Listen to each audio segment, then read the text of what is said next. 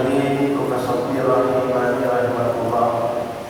الحمد لله والحمد لله والحمد لله والحمد syukur ya Rabbana.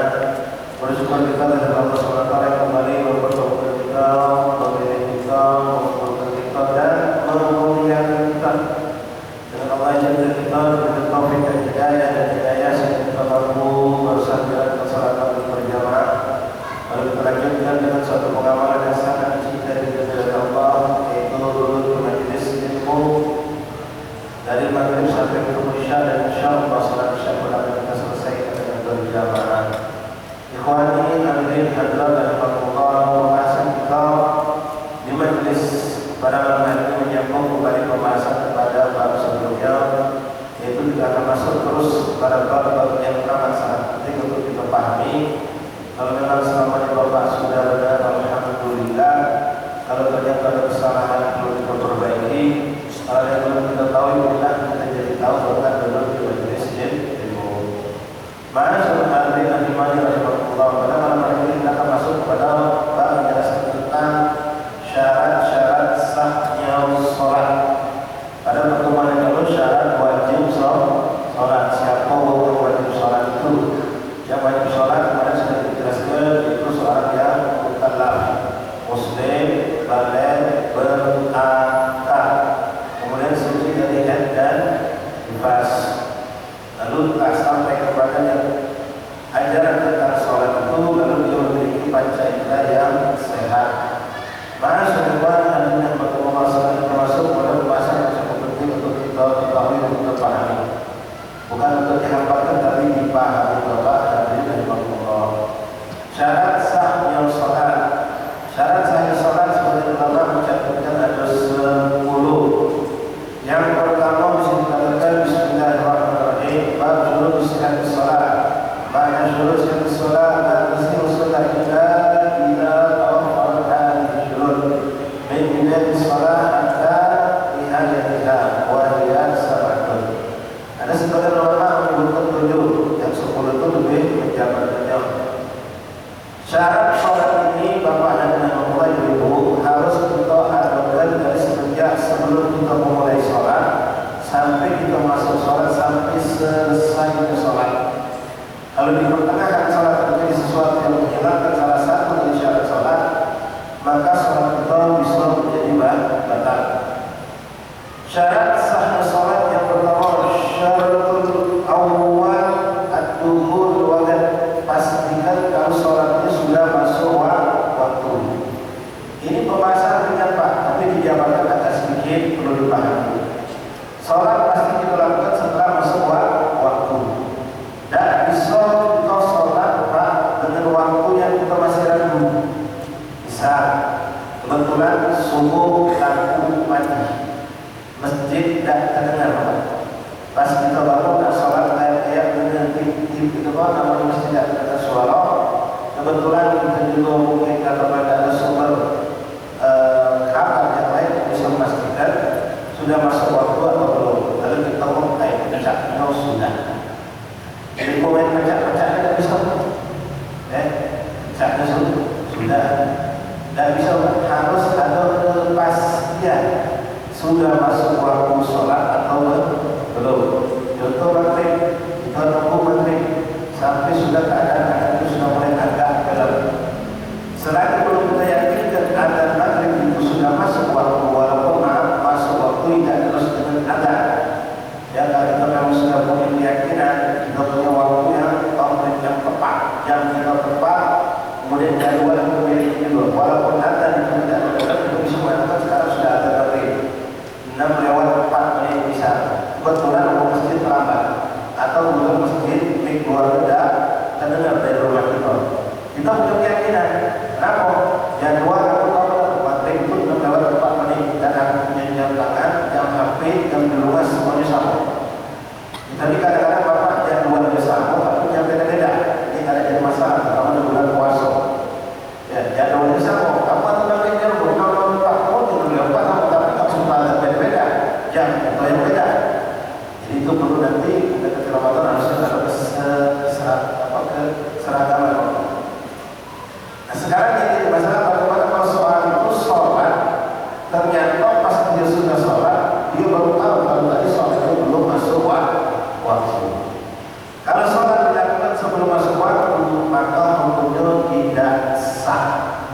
walaupun merembet sedikit Pak. Jadi misal dia tadi lagi pecahnya sudah ada, pecahnya sudah ada. Dah sholat Allah pas Quran Bismillahirrahmanirrahim. Apa pun sholat tidak sah. Ada di tengah mulai sholatnya sebelum masuk waktu ada. Jelas insyaallah. Jadi harus diyakini kalau dia sholat sudah masuk waktu. Beda kalau ada belum masuk waktu tapi sholatnya sudah masuk waktu tidak jadi masalah. Walaupun ada ini kalau bisa jangan terjadi seperti itu bisa. Ada yang 6:04. Kebetulan jam 5 mati muadzin tadi tengok di dalam jamnya agak sedikit meleset. Baru 6:03 dia sudah ada. Dia ada dari 6:03 selesai 6:05 sudah masuk maghrib. Sudah walaupun dia mulai ada sebelum masuk waktu kita sholat terus setelah ada tidak jadi masalah. Yang jadi masalah kalau sholat itu dilakukan sebelum masuk waktu sholat. Ini perlu kita perhatikan. Seandainya baik terjadi, itu jangan menggampangkan urusan Pak. Sholat ini saya sudah sampaikan di awal, urusan di mana paling penting, paling besar nilai di sisi Allah, melebihi jihad, melebihi haji dan umrah, melebihi kita melakukan ibadah apapun, urusan sholat. Misal kejadian kita kebetulan tidak punya alat yang bisa menjelaskan kepada kita waktu sholat sudah masuk. Itu ada pegang HP dan penunjang. Kebetulan belum ada kerja penting mati. Sementara di kampung itu musola dan ketika zuhur asar besok akan kompak. Banyak di beberapa tempat pada komplek zuhur asar itu akan umum. Jadi kebetulan yang kita sudah mengenai pecahnya sudah pecah. Kalau itu pecahnya sudah masuk waktu, sudah kita sholat. Kalau itu sholat selesai atau setengah ketika sedang bersolat, tiba-tiba baru dapat kabar suara adzan baru berbunyi. Lalu bagaimana? Apakah selesai adzan sudah selesai sholat?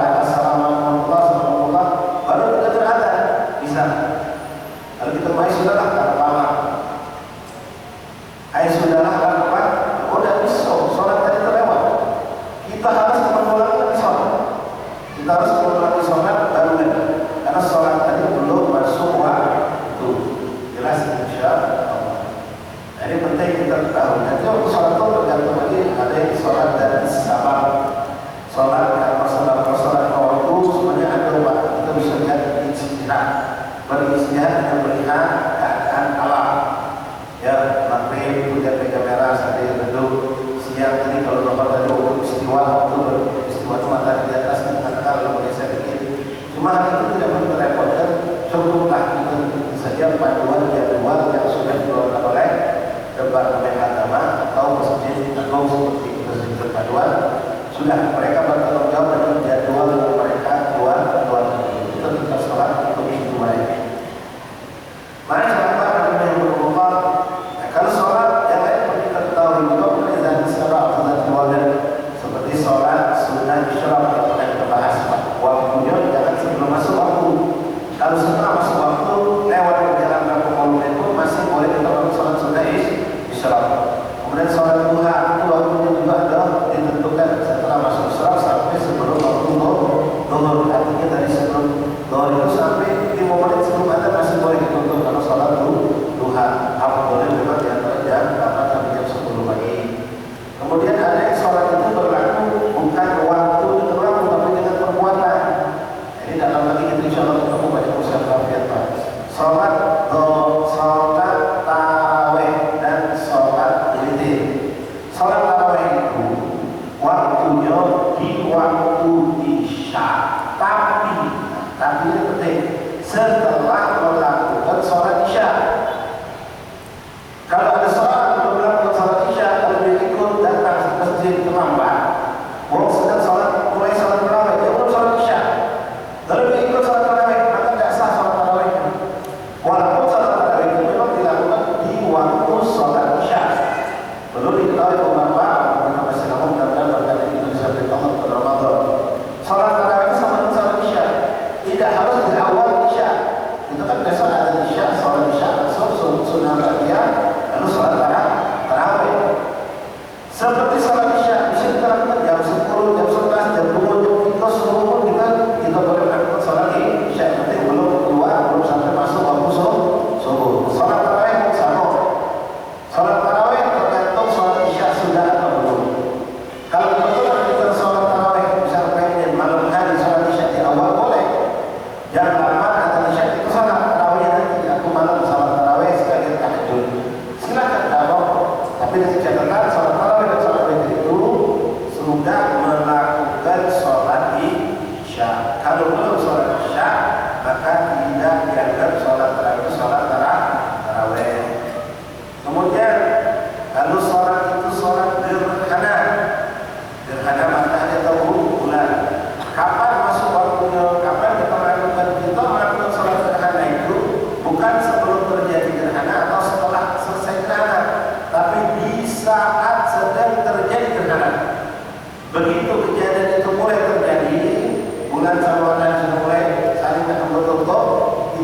waktu.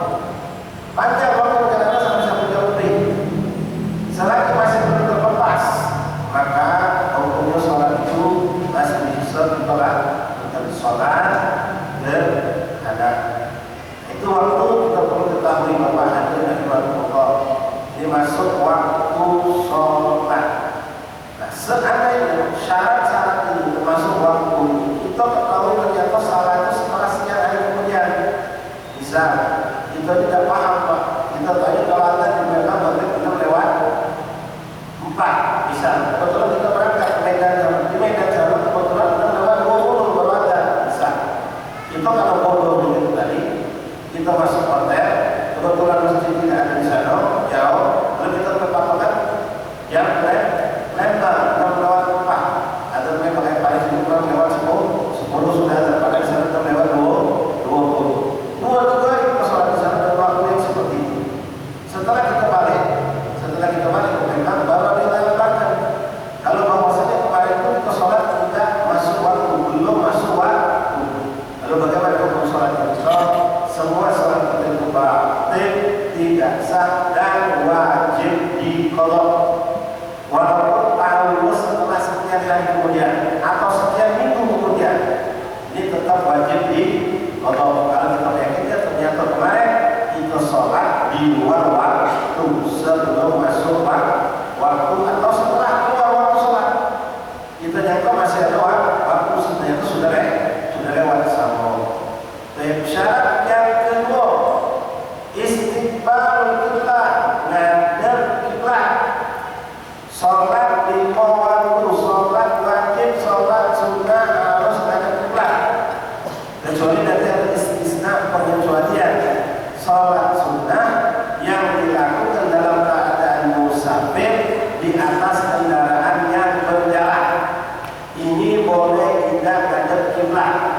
Sholat sunnah dalam keadaan musafir di atas kendaraan yang sedang berjalan, ini boleh dan ngadep kiblat. Selain itu wajib ngadep kiblat. Nah, sekarang kiblat kita sholat Ka'bah Mekah. Apakah kita diwajib benar-benar lepas ngadep Ka'bah, atau boleh cuma yang penting arahnya tidak melenceng? Arahnya tidak boleh melenceng. Macam kita sekarang lihat ini Ka'bah itu kalau tarik lurus ketemu Ka'bah, ketemu Mekah. Kalau kita tarik yang ternyata tidak pas ke Ka'bah, tapi arahnya Mekah jelas, maka itu cukup. Yang wajib benar-benar menghadapkan dirinya kepada Ka'bah adalah orang yang berada di dalam Ka'bah, di dalam Masjidil Haram. Itu yang wajib. Orang yang bisa melihat langsung Ka'bah maka wajib dan tidak sah kecuali dia harus benar-benar menghadapkan dirinya, dadonya, bukan kepala, tapi dado, badannya ngadep kiblat, ngadep Ka'bah, benar-benar ngadep Ka'bah. Itu untuk siapa? Untuk orang yang bisa langsung lihat Ka'bah. Ada beberapa orang yang di luar Masjidil Haram, walaupun di Mekah atau di negeri Arab Saudi Arabia, di luar kota Mekah, mereka sama-sama kita Pak. Kita cuma mengarahkan ke arah Ka'bah. Macam kita arah kita ke kota Mekah. Kalau kita jelas Mekah ke sana, kalau Madinah agak ke kiri dikit, ya tidak bisa kita ke sana. Kalau kita salah ke kiblat, maka sholat kita tidak sah. Jadi untuk kita ini yang jauh dari Mekah, jauh dari setiap Ka'bah, ini cuma arah kiblat, bukan ainul kiblat, bukan benar-benar lepas. Walaupun sekarang aduh Masya Allah, ya kecanggihan sekarang kalau bisa kita lurus, betul. Hari susah, kita ke Ka'bah, bisa. Tetap itu tidak wajib buat Masjidil Haram. Yang penting kita yakini. Macam Pak kalau ngomong yang Ka'bah itu sama salah. Ini 4 jelas. Ya, yang kabar itu kalau sudah sana, gol, saya nanti gol pada sana. Tepat tak jadi saya? Boleh jadi tak kalau gol itu apa? Boleh jadi kemudian ke Moroki, cuma arahnya tepat. Kalau arahnya tepat ke arah sebelah sana. Jadi untuk kita cukup arah itu tidak melenceng. Ya tidak melenceng, tidak melenceng ya. Tidak mungkin kadang-kadang ada orang kibat logis kalau masih itu nampak mungkin waktu pembangunan diarahkan lepas ada kib, kadang-kadang pojokan, betul kan? Karena banyak pesisir Sungai Musi itu, musola-musolanya ada ke arah pojokan. Kadang-kadang begini Pak, kadang agak ke sini, kadang agak ke sini. Selagi melencengnya tidak terlalu jauh, ada sebagian ulama itu 20 derajat dari titik aslinya itu tetap sah ada kiblat. Nah sekarang bagaimana hukum orang yang sholat lalu ketahuan ternyata dia salah kiblat? Sama hukumnya seperti tadi. Kalau kita meyakini ternyata kemarin waktu kita sholat itu salah kiblat, berarti sholat itu tidak sah. Kita wajib menolak. Sekarang kita gambarkan beberapa contoh. Ada orang sholat Pak, kebetulan kita masuk hotel. Di hotel kadang-kadang alhamdulillah kalau menghormati Islam syar'i ataupun yang bukan syar'i, tapi dia tahu mayoritas penduduk di kota atau penghuninya muslim, karena di ini isyarat ada tanda panah arah kiblat. Ketika sudah ada arah kiblat sudah memang baik, tidak perlu nyari kompas. Itu yakin mereka tidak akan sembrono. Ya, ikut. Sekarang kita datang betul nyari di atas putar kepala KT, bukan ngaji juga KT, karena tidak ngaji ditaruhnya. Kita bahas kiblat tadi. Nah, maka kita wajib berijtihad. Cari tahu. Maaf, kita bapak mendapatkan dispenser bapak di mobil, apa di hotel itu kita punya AC, kita punya kulkas, ternyata tak jalan, bapak tak suka dan pun resepsionis minta panggilkan teknisi kamu, AC kamu tidak jalan. Giliran nyari kita tak tanya kita pak. Ayo pecah. Mulai pecah kita lagi. Kalau bapak punya HP, alhamdulillah kita tidak cari arah kiblat. Kadang-kadang kita tidak menggunakan itu. Ayo pecah dong, asal sama. Nah ini mau pecah, mau main lagi bayar. Tak bisa. Waktu sholat kita tuh harus yakin. Yakin memang arah kiblat. Dari mana kau yakin? Sudah ngobrol pakai kompas. Nanti kau kan mencoba balik sama Tuhan. Coba HP kau. Ternyata HP kau itu sampai sudah. Itu namanya ijtihad. Kalau tidak ada HP cari apa yang bisa menjadikan kita yakin kalau itu arah kiblat. Nah, misal sudah dapat arah kiblat dan benar sudah selesai, tapi ternyata pas kita terima mau pecahnya pak, pakai ilmu pecahnya aku langsung mendekat hati aku, namanya mendekat hati. Dekat hati aku cek sini kiblat. Yang belakangnya jauh dari Pak. Banyak. Sudah selesai sholat, baru dia tahu, oh salah kiblat, bukan situ salah kiblat. Maka bagaimana kalau sholat tidak sah? Kalau itu masih di waktu sholat itu tidak bisa. Di waktu dhuhr dia sholat jam 12.30 dapat kabar ternyata kiblat itu salah. Jam 3:04 masih waktu dhuhr, maka mereka mulai sholat bukan qadha. Tapi mulai sholat. Kalau qadha harus sudah lewat waktu baru kabar. Jelas. Kalau yang hadir tolong fokus aktif belajar dan berzikir. Kalau bapak saudara dapat berzikir, saya tadi tidak dapat dua-duanya. Bukan saya berzikir. Ya, kita punya hati ini satu. Bapak fokus dengan saya mau berzikir, zikirnya dapat hati-hati. Kalau bapak merasakan hati-hati, dapat fokus dengan ibu. Jadi zikirnya sahabat dulu bisa dibaca dengan waktu isya. Apa? Kita cuma waktu sampai Pak. Ya, 7:19 sudah ada isya. Saya akan kita gunakan kedua itu dan dapat dua-duanya. Nah, sekarang kita ada dua. Contoh kan, kita main sama kawan dulu pernah 7 tahun yang lalu saya berbalik Pak. Sholat pas datang lagi ternyata begitu ada perubahan. Lalu kita modelkan juga. Nah, sholat, ayo rasanya masih ke arah sana kan. Maka ilmu pecah itu rasanya. Bukan dia nanya sama kawannya. Saat ini kawan itu bisa tanya. Minta maaf, kita ada dasarnya. Oh iya, tahu kita. Oh sama sana sini. Kalau pakai ilmu pecahnya bisa. Ayo rasanya sana. Pecahnya sana. Setelah kita sholat, selesai sholat kawan kita datang. Nanya, dia benar kita sana. Benar kita sana. Apa hukum sholat tetap tak sah?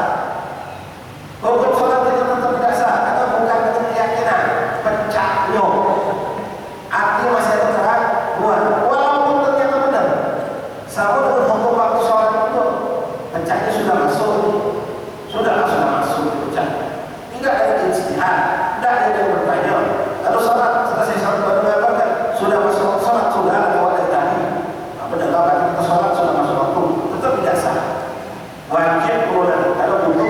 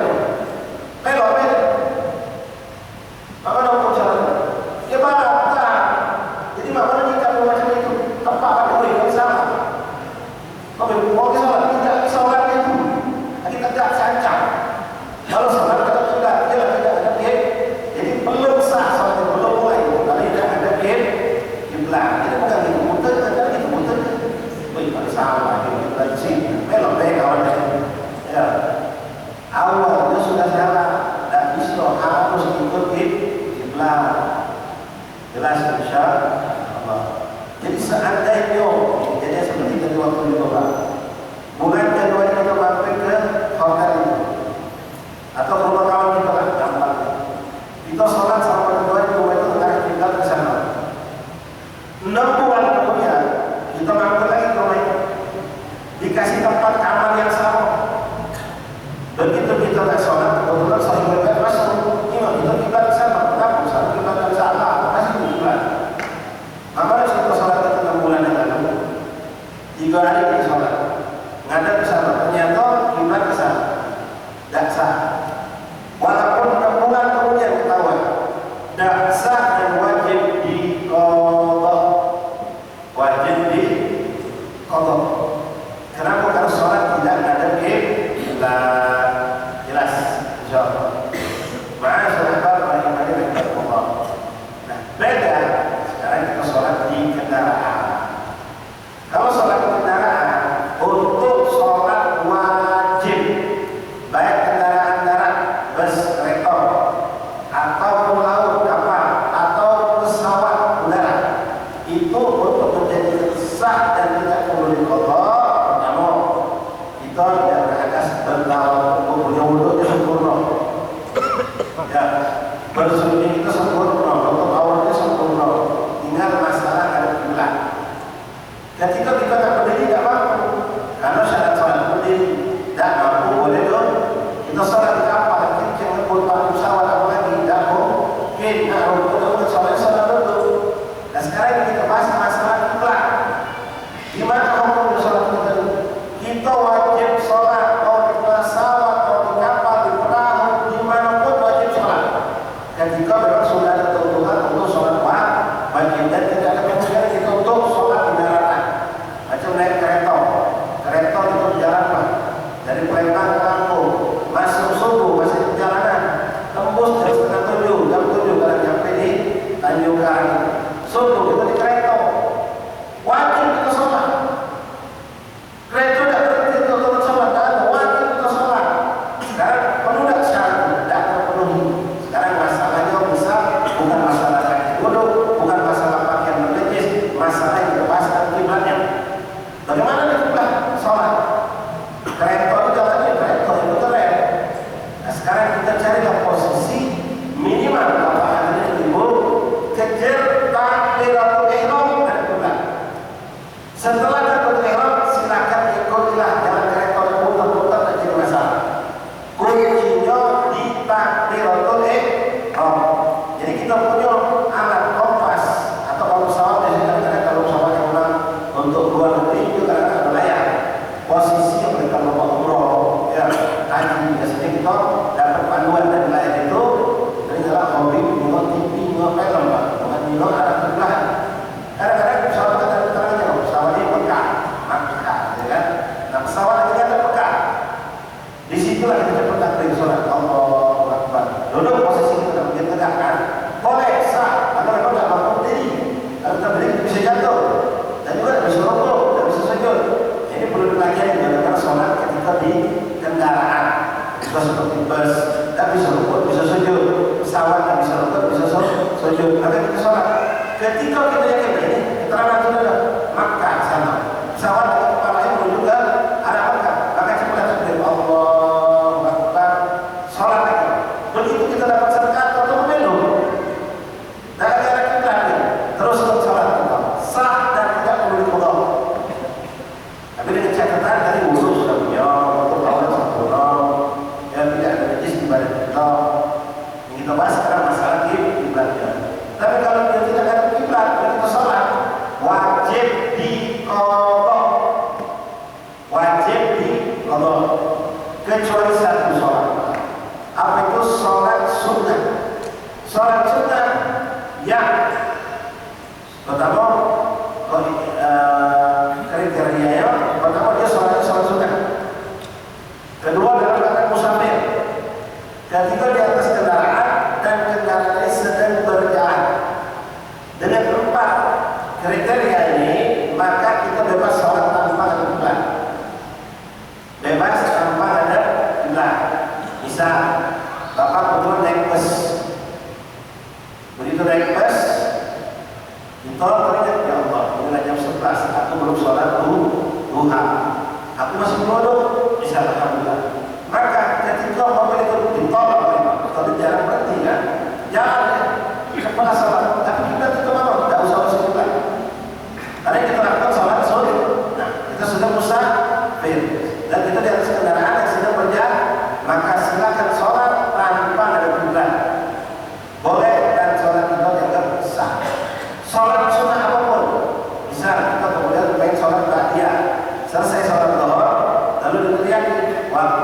istirahat, sholat dan makan selesai, sholat selesai.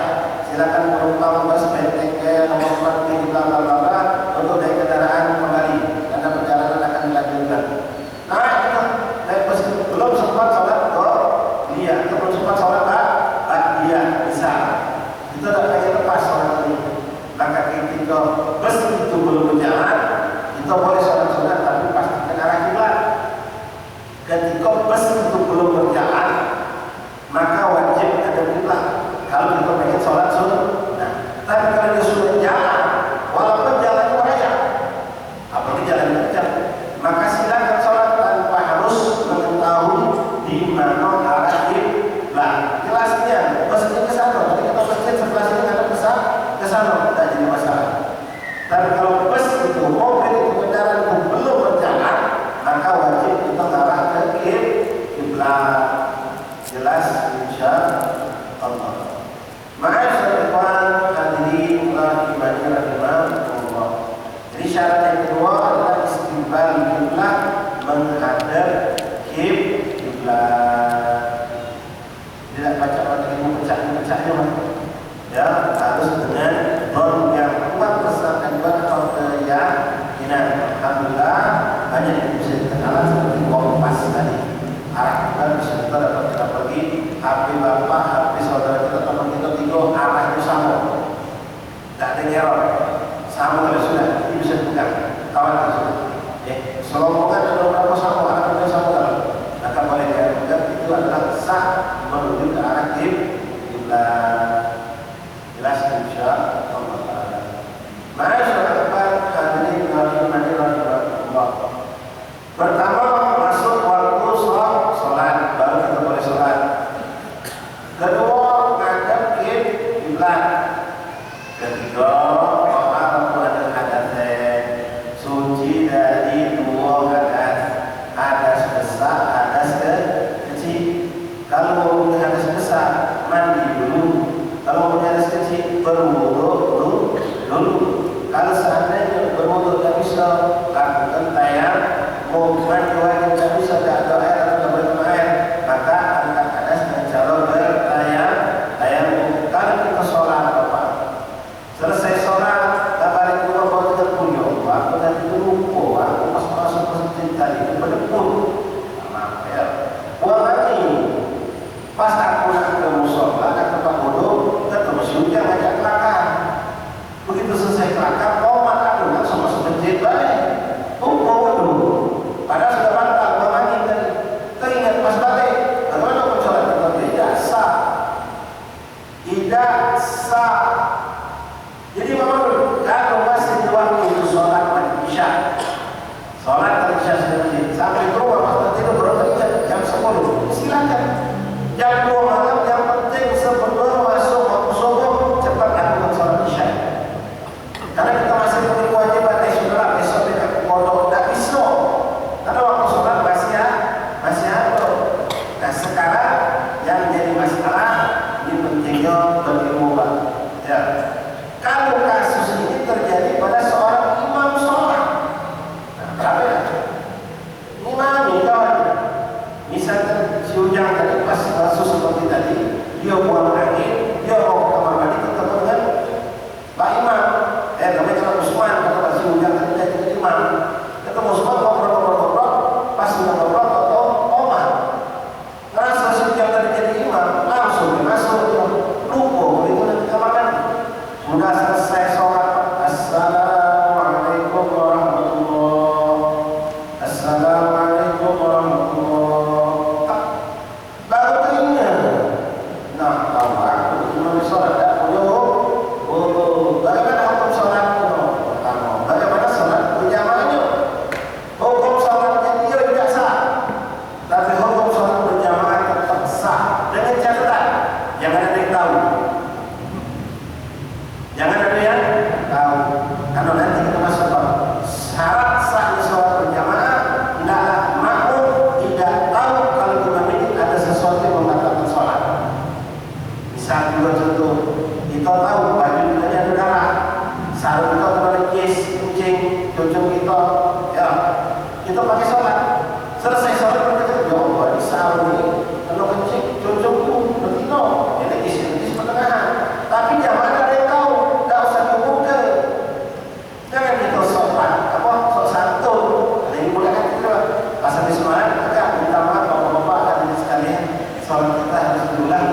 Kenapa saya sendiri ngomong bapak yang dulu? Bukan, sudah jadi kena imam lagi gitu. Ya, ini bukan itu. Memang hukumnya seperti itu. Seperti itu hukum. Jadi syarat saya sholat itu selagi makmum tidak tahu kita dibatal, sah-sah saja. Cuma kita dia tahu kita dibatal, kita wajib ulangi sholat. Macam itu dalam mazhab Syafi'i. Persentuhan suami istri itu membatalkan sholat. Betul dan pas nanti kita sujud dan sujud. Ada istri itu lanjut. Sedang nanti dia saling balik dulu. Sampai sini kita baca dulu. Batal sama mazhab Syafi'i kita dimana sholat.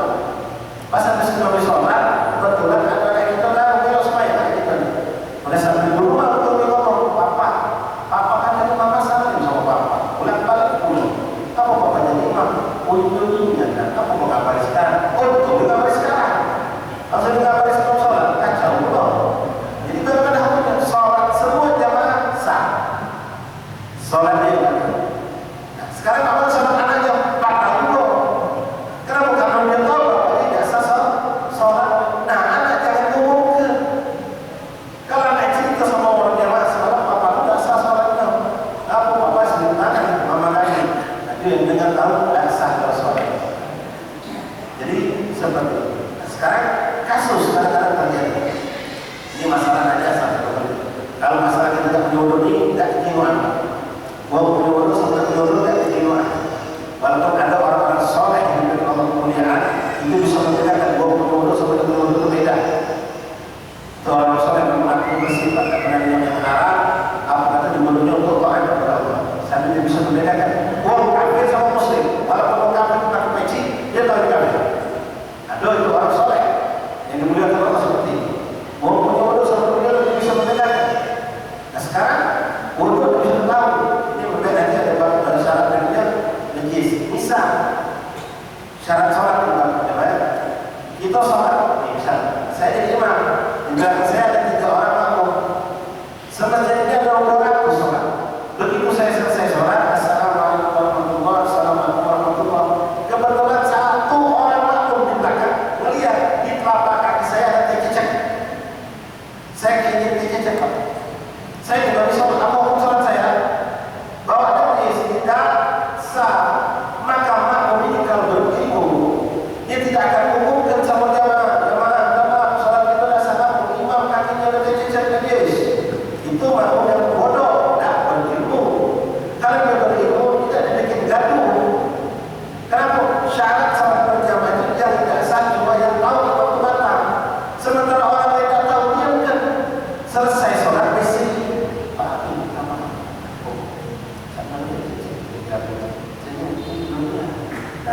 Saya sholat, batal sah sholat saya. Dia tadi sama tidak sah dulu, tinggalkan dulu apa itu lagi sholat. Cuma jangan kandungan, pasti bakal nanya kalau sholat kamu pun. Ya, nah ini trik yang kita harus pahami. Ya, karena ini hukum. Begitupun bisa kadang-kadang yang tahu imam yang kasar Allah.